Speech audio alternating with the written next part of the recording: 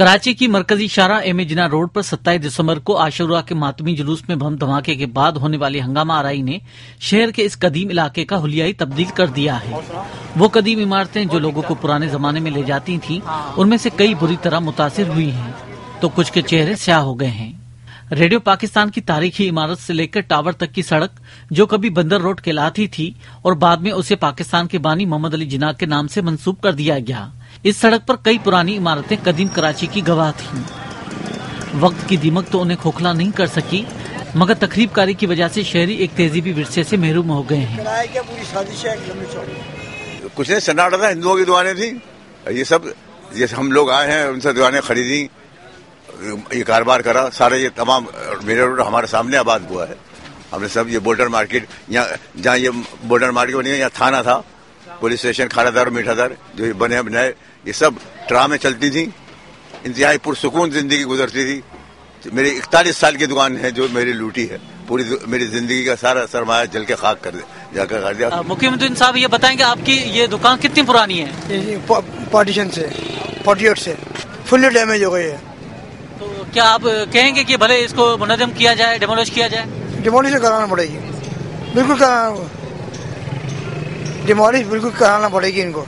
जिस केमिकल से इसको गिराया गया है, जलाया गया है ना, वो बड़ा खतरनाक केमिकल है।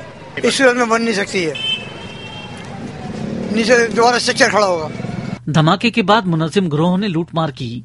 ये बलवाई इस कदर मुनज़्ज़िम थे कि इनके पास असलाह, आतिशगीर मादा, ताले काटने की मशीनें और लूटमार का सामान उठाने के लिए गाड़ियों का भी इंतजाम था। इसी बुनियाद पर हुकूमत ने इसे मुनज़्ज़िम साजिश करार दिया था। मुतासरा मार्केटें न सिर्फ कराची बल्कि पूरे पाकिस्तान को जरूरियात की चीजें फराहम किया करती थी। दवाएं, कपड़े, प्लास्टिक का सामान, कॉस्मेटिक्स और बच्चों के खिलौनों की यहाँ होलसेल दुकानें थीं, जो अब जंगी तैयारों की बमबारी के बाद का मंजर पेश कर रही हैं। तो ये आपका मार्केट का बिजनेस का हब है। अब अंदाजा लगाइए, जितने भी काम किया उसने बाकायदा प्लान गेम किया है। उसने पाकिस्तान की जो टॉप की मार्केट थी, होलसेल मार्केट, उनको क्लैश कर दिया। तमाम दुकानदारों ने अपनी मदद आप के तहत दुकानों की मरम्मत का काम शुरू कर दिया है ताकि जल्द से जल्द कारोबार शुरू किया जा सके। वफाकी हुकूमत ने मुतासिरीन की मदद के लिए 3 अरब रुपए, अमरीकी बिजनेस काउंसिल ने 1 अरब रुपए और सूबाई हुकूमत ने 50 करोड़ रुपए मुआवजे का ऐलान किया है, जिसके बाद मुतासरा ताजरों ने क्लेम्स जमा कराना शुरू कर दिए हैं, मगर वो ज्यादा पुरुमीद नजर नहीं आते। खुद अपने उस पे कर रहे हैं, ओन पे। कोई हमें किसी किस्म का सपोर्ट कोई नहीं है। हम खुद अपने ओन पे सब बना रहे हैं, सब कर रहे हैं। जी हाँ, क्लेम फॉर्म वगैरह मैंने सिटी नाजिम के भी दिया हुआ है और दूसरे भी केएमसी वगैरह के सबके आ रहे फॉर्म, सबके भर के हमारे यहाँ सदर एजुकेशन है, यहाँ वाले जमा करने वाले। लेकिन अब तक हमें कोई रिस्पॉन्स नहीं मिला। लाइट हाउस सेंटर के अंदर किसी भी बंदे के पास कोई रिस्पॉन्स नहीं है। सब अपनी मदद, आप यहाँ से लेके वहाँ तक जितने भी दुकानदार हैं, सब अपनी मदद से, अपनी कोशिशों से, अपनी भरपूर तरीके से काम करें। जो दुकानदार मालिकान है, मालिक हमें खुद एडवांस दिया हुआ है कि आप खर्च करें, इंशाल्लाह हम आपको देंगे। मालिक मकान के हमारी तरफ से ताउन है, माशाल्लाह वो लोग देने वाले हैं। सब अपनी मदद, आप काम कर रहे हैं हम लोग। कराची बिल्डिंग्स कंट्रोल अथॉरिटी ने 16 के करीब मुतासरा इमारतों को मुनज़्ज़िम करने का हुक्म और कुछ को खतरनाक करार दिया है, मगर इन मुतासरा इमारतों के दुकानदार परेशान हैं कि अब उनका क्या होगा। सिटी गवर्नमेंट हमारे साथ ताउन करे, हमारी बिल्डिंग को रिपेयर करा के दे। अगर रिपेयरिंग के काबिल नहीं है, अगर डिमोलिश करनी है तो हमें डिमोलिश कर दें, बना दें। क्योंकि हम अपने तौर पे जितना कर सकते थे हम लोगों ने थोड़ा बहुत काम शुरू किया, लेकिन हमें बाद में जब पता लगा कि जी ये डेंजरस है, तो ऐसा नहीं, हम अब ये सोच के रुक गए हैं कि हम सब रिपेयर करके बैठ जाएं, अपनी ठिये स्टार्ट कर लें। कल को आन के गवर्नमेंट कहे, KBC आन के कहे कि नहीं जी हम आपकी बिल्डिंग डिमोलिश कर रहे हैं, तो हम कहाँ जाएंगे। कराची के नाज़िम मुस्तफा कमाल कहते हैं कि फंड्स की अदम दस्तयाबी के बावजूद वो मुतासिरीन की बहाली के लिए सरगर्म हैं। अभी तक जो है वो तमाम जो उसका मवाजना नहीं किया जा सका है कि कितना नुकसान हुआ है। बट उसमें एक चीज़ उन लोगों की डिमांड थी कि किसी भी तरीके से ये 29 बिल्डिंग्स हैं ऑल टुगेदर, एंड जिसमें हज़ारों शॉप्स हैं, मोर देन 1000 से ज़्यादा इसमें जो है वो दुकानें हैं। प्रोविंशियल गवर्नमेंट से करोड़ों रुपए की अनाउंसमेंट हुई हुई है, फेडरल गवर्नमेंट से 3 अरब रुपए की अनाउंसमेंट हुई हुई है, लेकिन आपके लिए मैं अर्ज करता हूँ कि अभी तक जो है वो 1 रुपए भी जो है वो नहीं आया कहीं से, 1 रुपए भी कहीं से किसी जगह से नहीं आया। लेकिन बीइंग नाजिम ऑफ कराची, एक नाजिम होते हुए कराची के, मैंने क्या किया है कि बजाय इसके कि मैं पैसों का इंतजार करूं, मैं रुपयों का इंतजार करूं, मैंने उनकी बिल्डिंग की कंस्ट्रक्शन शुरू करवा दी है फौरन। और वो बिल्डिंग पहले तो वहां पर तमाम सर्वे हो गया और 29 बिल्डिंग्स में से 16 बिल्डिंग्स को जो है वो ڈینجرس قرار دے دیا گیا ہے کراچی بلڈنگ کنٹرول اتھارٹی کی طرف سے، وہ ڈیمولش ہوں گی اور ان کو ڈیمولش کرنا شروع کر دیا ہم نے.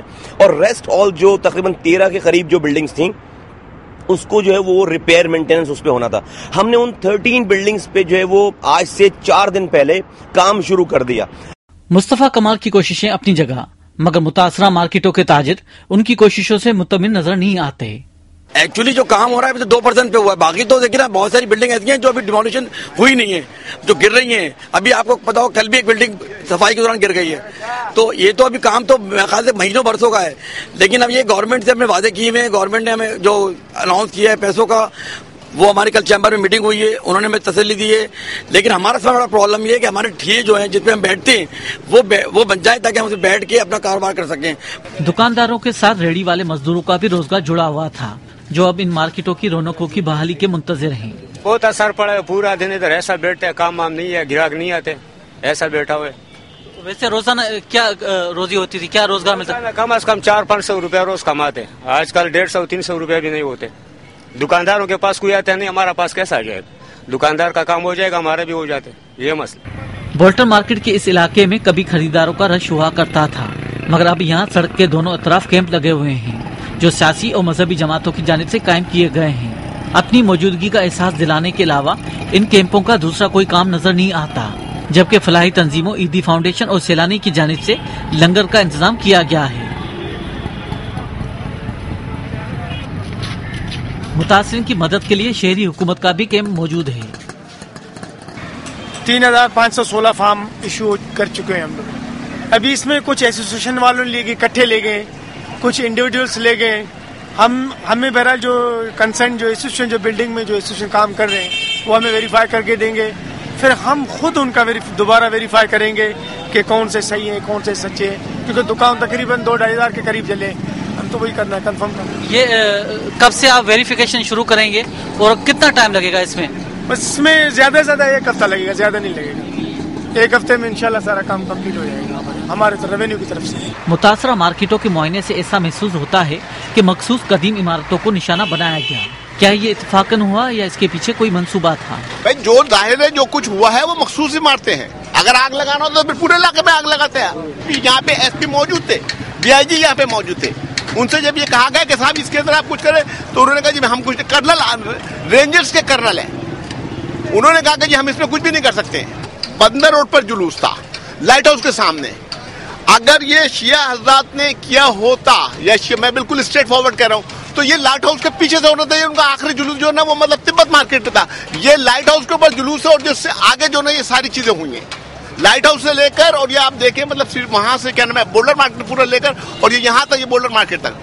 تو یہ سارا کچھ جو کچھ ہوا اس سے آگے ہوا ہے. یہ کون لوگ ہیں، کس نے کیا ہے، یہ سمجھ سے باہر ہے. بعض متاثرین اس کارروائی کو ان مارکیٹوں کو دوسری جگہ منتقل کرنے کی پرانی کوشش کا تسلسل سمجھتے ہیں.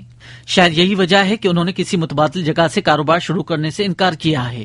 دیکھیں بھائی، انہوں نے ہمیں مطلب یہ آفر دی تھی، وہ ہم نے سنی انسنی کر دی تھی. آپ یہ بتائیے کہ نہ وہاں پہ کوئی سٹی اسٹرکچر ہے، کوئی سٹی اسٹرکچر نہیں ہے، کوئی کچھ نہیں ہے. کون مطلب کس طریقے سے جائے گا؟ آپ کے پاس کسٹمر آپ کا یہاں آتا ہے، آپ اس کو کیا مطلب یہاں پہ گاڑیاں ہائر کریں گے کہ پھر آپ اس کو لے جا کر جو ہے نا پھر اس کو مطلب وہ وہاں پہ لے کے آئیں گے. اسی کے جو کراچی کا کسٹمر ہے وہ کراچی کی جگہ کے اوپر آتا ہے. جو مطلب اگر بولڈر مارکیٹ کا لینے والا ہے وہ بولڈر مارکیٹ کے اوپر آئے گا. یہ تو نہیں کہ وہ صدر جا کے خریداری کرے گا. کوئی خبریں یہ آ رہی ہیں کہ بلڈر مافیا بھی اس میں ملوث ہے کہ یہاں پہ بڑی بلڈنگیں بنائی جائیں. آپ کو کیا لگتا ہے کچھ ایسا ہے؟